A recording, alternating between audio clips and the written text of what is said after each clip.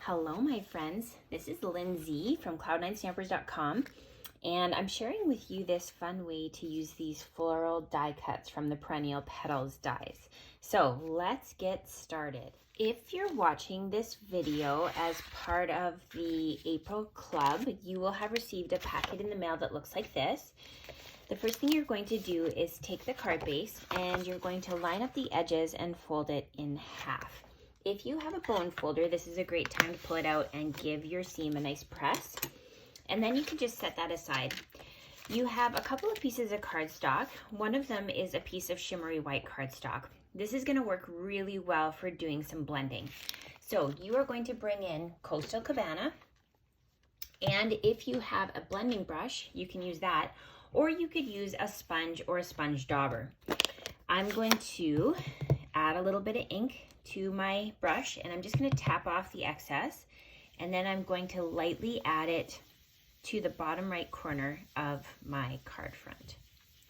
So just keep going around in a circular motion until you get the coverage that you want. This has all the bits and pieces to be able to finish the card. So we have a circle, some leaves, a couple of the die cut flowers from the Perennial Petals, and the word thanks, and some glitter dots.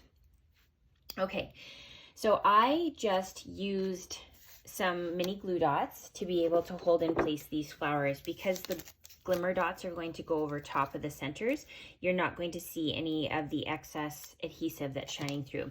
So I'm adding the Coastal Cabana one to the bottom left. Then I'm bringing in the what color is this one? You guys know. Magenta Madness. It's one of the in colors. And we're going to stick that up here. And then we have this little Pool Party Starburst flower. And we're going to add that in the bottom right corner. Next, you're going to bring in those glimmer dots. If you have a pokey tool, this is a good time to bring that out. And you're going to grab a big one to throw onto the center of the Coastal Cabana. I used a medium one for the Magenta Madness, and then I used a little one for the Pool Party one. Okay, so that center one is complete.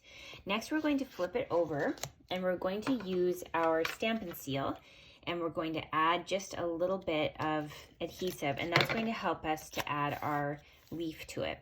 You're going to want to take a moment and just poke out any of the excess pieces before you adhere that on, but I'm going to be quick about this, so let me just throw that on like so. So we're going to set that aside and bring back in our card front. So this time we're going to use our dimensionals, and we're going to add that to the card front. So I always like to use my dimensionals as a bit of an insurance policy to make sure that things stick where I want them to. So I always layer them over top of the pieces that I've added. Remove the backings, and then you're going to layer that. I have my leaf in a weird spot. I don't like that. Okay, we're just going to move that over like that. So we're just going to layer that on to the card front like that. So this is kind of extra, but we're going to do it anyway because it's fun.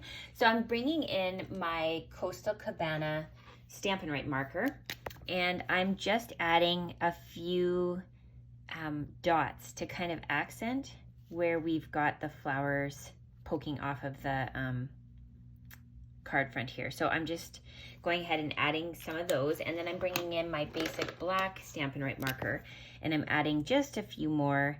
It's kind of just fun to add a little bit of extra detail without having to add any more embellishments to it. So just sort of fill in where you think you could find some spots that would make sense. And I'm going to add one more here. So let me show you what that looks like. It's subtle, but it's kind of fun. So it's taking away the randomness of flicking paint onto a card, but it's still giving you that extra texture that's behind the image. Next, you're going to bring in the thanks, and this is a really skinny die cut, so I would recommend using your take your pick tool if you have one. If you don't, you can use tweezers or your fingers. And we're going to bring in some multi-purpose glue. I'm going to add just a couple of little dots. You want to be a little bit frugal with this because you don't want the glue squishing out all over the place. But we're just adding enough that it's going to stay in place where we want it. And then, because we've got it on the reverse side, you can just tip it over and then press it into place so that it is easy to stick down. And then I like to use the other end to kind of press it so that it's where I want it to go. Now we're going to turn over our card front and we're going to add a little bit of, oh, I'm out. Look at, see when you get to the red spot of your Stampin' Seal, that means you're out. I'll bring in my Stampin' Seal Plus. It's a little bit heavier duty tape, but it just happens to be what I have on hand. And I'm going to flip this over and line it up with the edges so we've got a border. And we're going to bring back in that card front. So I have a strip of the True Love Designer Series paper. I'm going to bring in my scissors and very carefully I'm going to drag it along the edge. And we're just kind of roughing up the edge a little bit just so it's not just a straight piece of paper here. Gives kind of like a shabby chic look to it. And then we're going to bring that paper and add a bit of our adhesive to it. And I want you to layer that along the edge just like maybe 1/4 of an inch in, just like that. We're going to bring this back in and this is going to hug this side of the paper. Maybe you want a little bit less. Oh, look at, oh, I'm able to do it. Yes. Okay. Whew. Crisis averted.